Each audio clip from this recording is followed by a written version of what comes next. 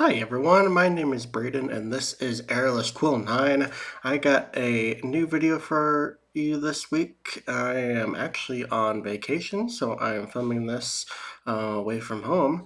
So hopefully the audio quality isn't too bad. But I wanted to get a video on this article that was posted on D&D Beyond about the 10 species that are going to appear in the 2024 Player's Handbook. So these are going to become the main species that we'll see um, in this updated Player's Handbook. Let's give it a look. I have taken a look at this so far, but I wanted to give it all a second look with all of you guys. So the species that are going to appear, and species is the updated term for races in the 2024 Player's Handbook. The species that are going to show up here are going to be the Aasimar, the Dragonborn, the Dwarf, Elf, Gnome, Goliath, Halfling, Human, Orc, and Tiefling. Of those 10, the only 3 that did not appear in the 2014 Player's Handbook were the Aasimar, the Goliath, and the Orc.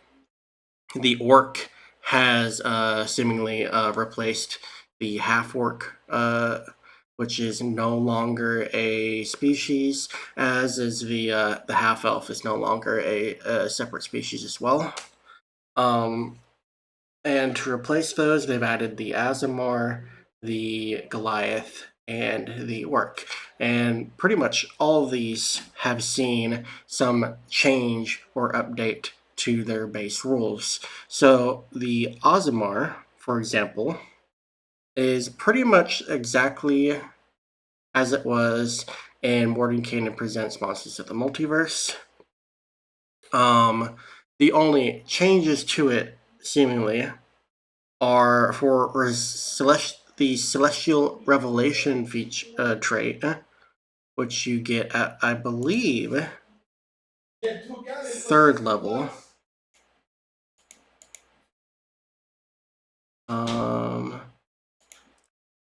Here.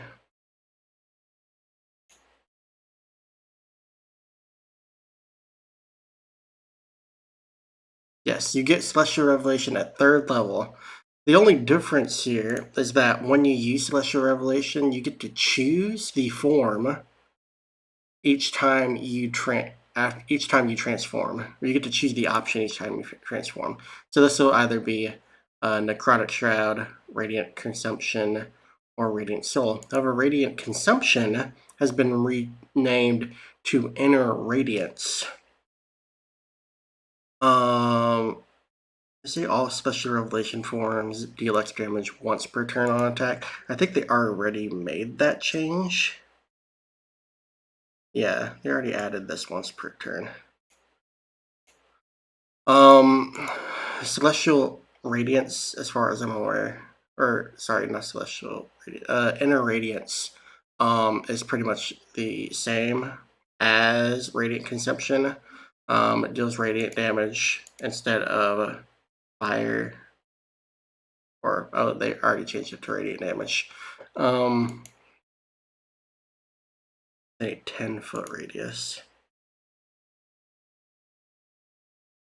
Yeah, they don't really expound on it, but I'm wondering if they removed the part where I wonder if they kept the each creature and they didn't change it to only allies that are damaged. But other than that, I think this species is pretty much exactly the same. Now, Dragonborn have seen quite a bit of changes. They now function similarly to the Dragonborn that's presented in Fizban's Treasury of Dragons. So their breath weapon was changed to where you can now use it as part of an attack action. So if you have extra attack, you could replace one of those attacks with a breath weapon attack. You have a number of uses equal to your efficiency bonus. And the damage scales from a D10 starting at first level up to 4d10 at 17th level. And then it'll actually scale at 5th level and 11th level, I believe, is when you see those changes.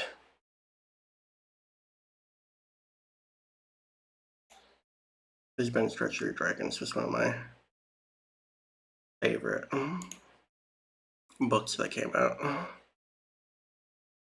Yeah, it increases at 5th level and 11th level, and then at 17th level. This, though, go to this page. Also, they've added in the option to where you can choose whether or not the breath weapon is a cone or a line, which is great. Gives you a lot of versatility with that breath weapon. And then they also added at 5th level, you can grant yourself or just sprout wings and gain a flying speed for 10 minutes once per long rest. So that is a nice buff as well. So Dragonborn have a lot more to offer than they previously did, even compared to the Fizbandsburg version, seemingly. Dwarves are one of my favorite races. However, they haven't had the best character options.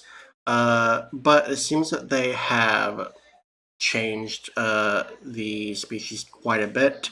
What they've done is they streamlined it, so you don't have sub species anymore. Now it's all just one complete block. So all dwarves have dwarven toughness. They have dark vision to a range of 120 feet rather than the 60 that it was.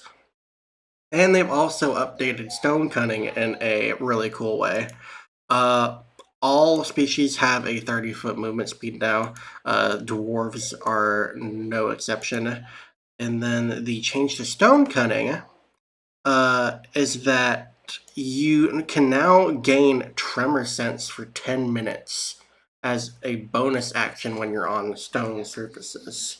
And then you can use this trait a number of times to score your proficiency bonus. So you can now just give your dwarf tremor sense if the situation presents itself, which is a really neat ability. And it really pulls into that idea of dwarves being connected to stone and the earth. Elves have seen a little bit of a change.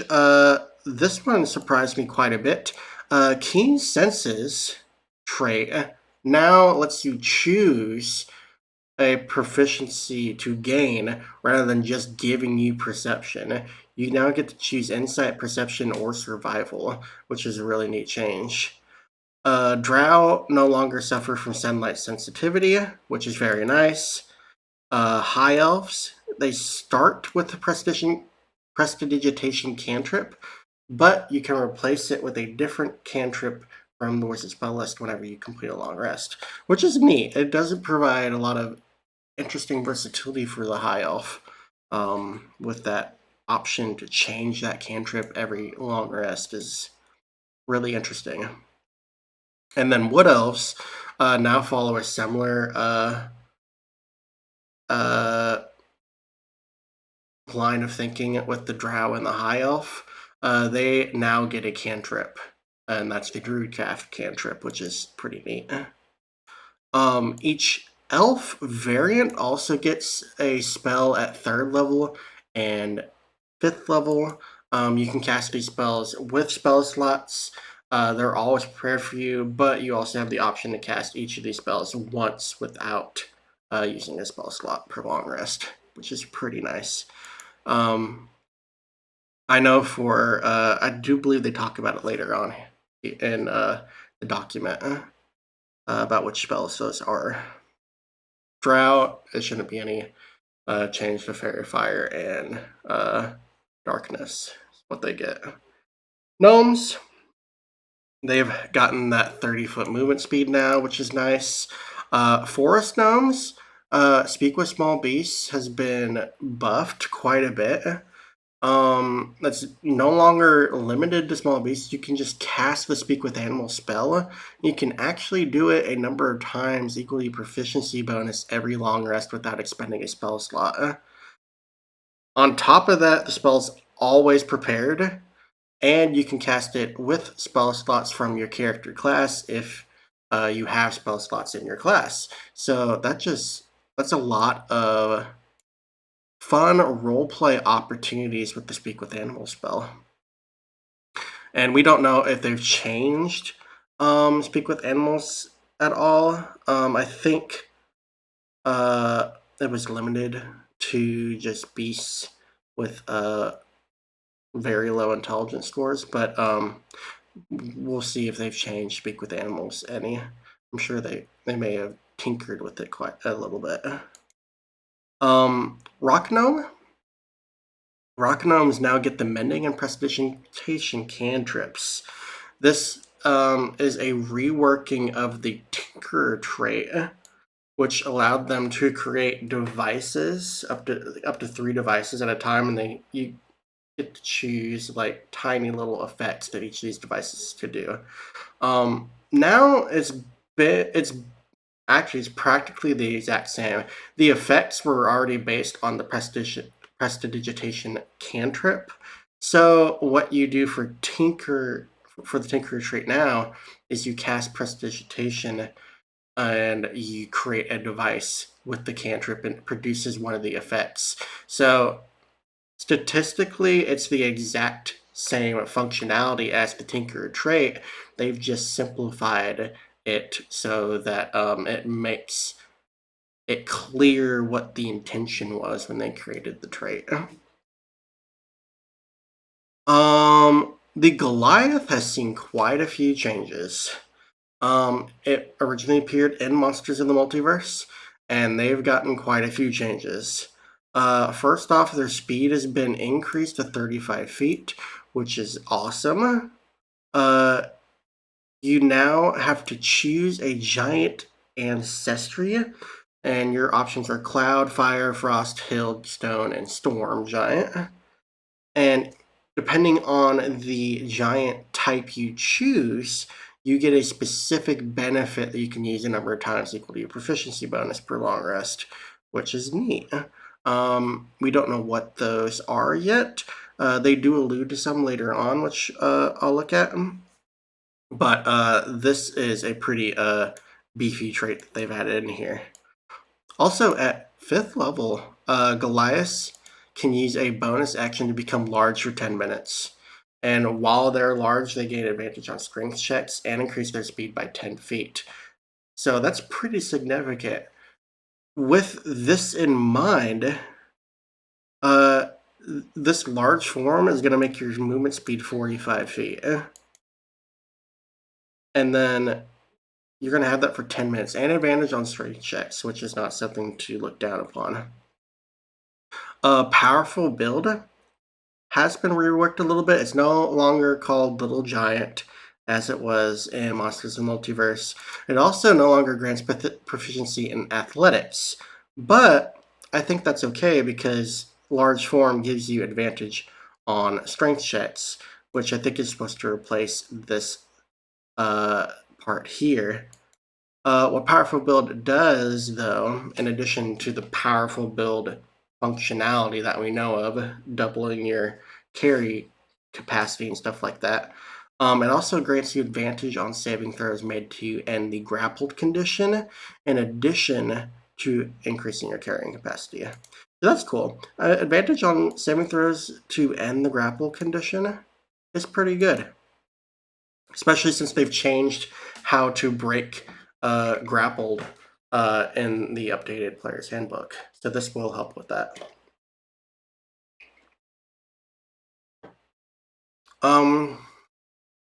Halflings have always been one of my favorites as well. Looks like they've completely streamlined halflings. So no subspecies in the halfling race anymore, or the halfling species. But all halflings now get a variety of traits. They all get brave, so advantage on saving throws against a frightened condition. They all have halfling nimbleness, which means they can move through spaces of creatures that are at least one size larger than them. Lucky has been renamed to Luck, but it functions the exact same way. And they've also added in the naturally stealthy trait, which was originally in the Lightfoot Halfling. And naturally stealthy, as far as I know, has been reworked to where it just gives you advantage, or not advantage. It either gives you advantage on stealth checks, or it gives you proficiency in the stealth skill. It's one of those. I can't remember from the playtest. Also, halflings now have a 30-foot movement speed. So, like I said, they're streamlining all of these and making sure that they're all equally powered. Humans have been changed to more closely align with the 2014 variant human traits. They don't get as many, well, they have about the same, it has the same flavor. So they get these 3 special traits. The first one is resourceful. So they gain heroic inspiration, which is the 2024 version of inspiration, whenever they finish a long rest. From one of the videos that came out, heroic inspiration lets you reroll any die roll and take the higher. So heroic inspiration is pretty good in the 2024 Player's Handbook.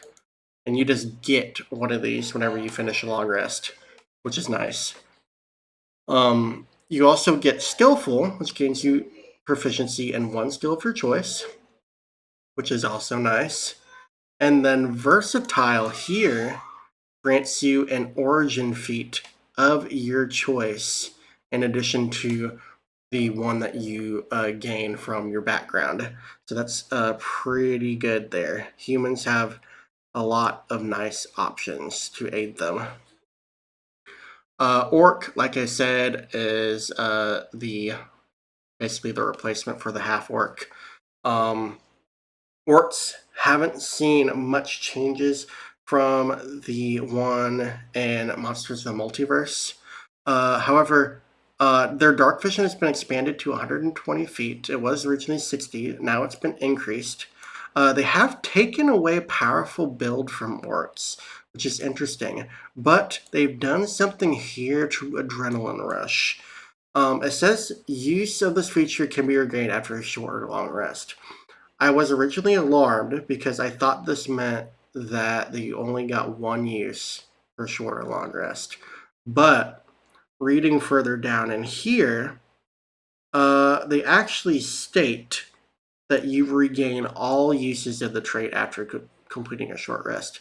So what I actually think is they buffed this trait, Adrenaline Rush. So you are going to be able to use this a lot more often. It was proficiency bonus uses per long rest. Now I think it's proficiency bonus uses per short or long rest, which is a significant increase. Your orcs are going to be dashing around the battlefield and gaining temporary hit points every time they do so, which is really, really nice. And then the last species that we haven't touched on is the Tiefling. Tieflings have been redesigned slightly. They now get to choose from one of the lower planes for their Fiendish Legacy.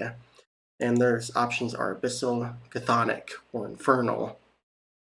Each of these Tiefling variants grant an associated damage resistance, a pair of spells that are gained at 3rd and 5th level, as well as a cantrip that is specific to each of these legacies. Tieflings also get the Thaumaturgy cantrip for free. This is an additional cantrip this is an extra cantrip in addition to the ones that gain from Refuge Legacy. So the legacy that you choose is really going to determine the type of Tiefling that you're playing, but you'll still get Thaumaturgy, and the looks are pretty much the same across the board. So you're still going to have the flavor of a Tiefling, but you get a little bit of options on how you're going to play your Tiefling, really. So the new species that they've added in these core rules, as I've said before, are Aasimar, Goliath, and Orc. Orc's got this upgrade to Adrenaline Rush, which I think is going to be really, really nice. Goliath, they do talk a little bit about the giant types. Fire giants can add a d10 of fire damage to an attack roll. And like they said, or like I said earlier, you can do this a number of times to give you a proficiency bonus per long rest, which is nice.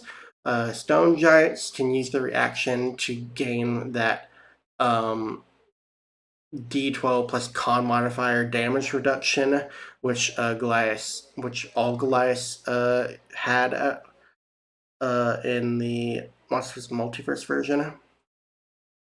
Apparently, the function is all the Goliaths that we've been able to play so far have been the Stone Giant Goliaths, and so this is just expanding the options of Goliath.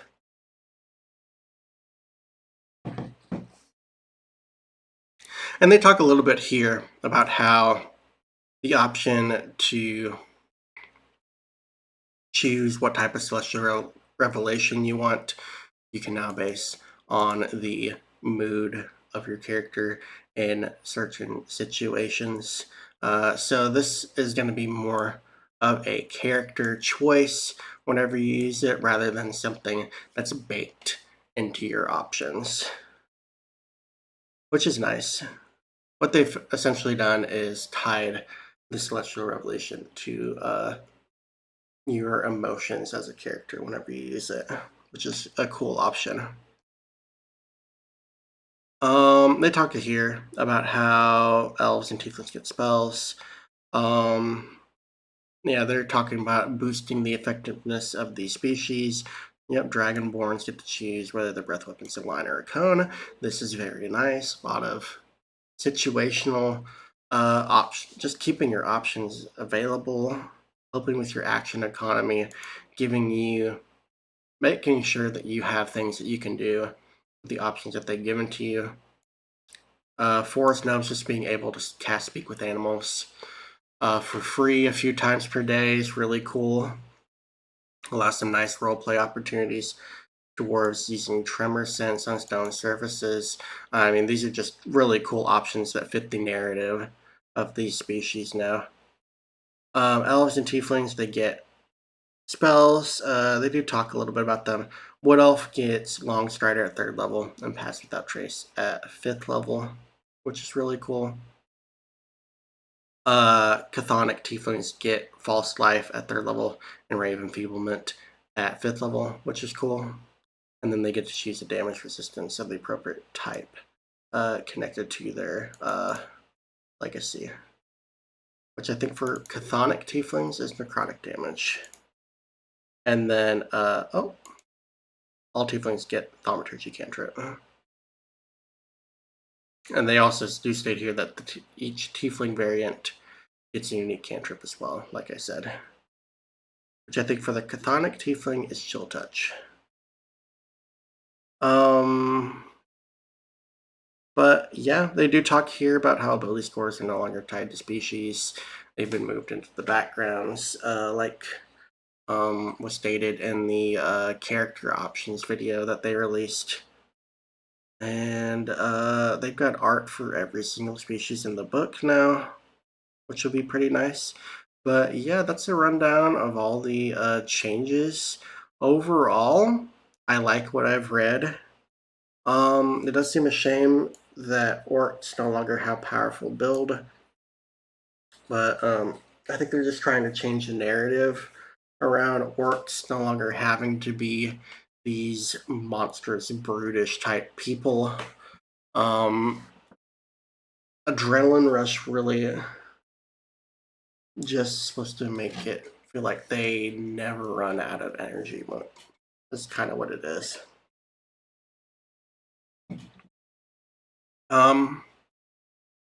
But yeah, I like all these changes. I like all these options.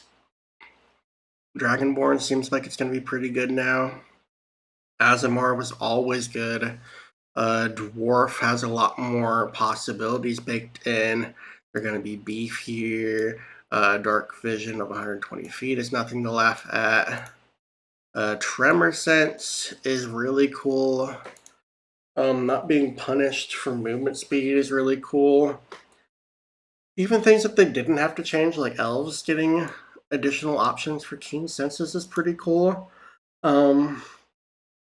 Yeah. Overall, I'm happy for these changes. They've seems like they put a lot of thought into it and have given us some good options here. So that's all I wanted to say for this video. So I hope you enjoyed it. Please feel free to like and subscribe if you want to see more of my content. I'm gonna get some more videos out as soon as I can. News is pretty slow right now, but as soon as August 1st hits, I know that the embargo is going to drop on the player's handbook. We should be getting a lot more info on it, so I will be sure to report that info to you as soon as I am able to find some of it. So all you guys have a good day, and I'll catch you all later. Peace.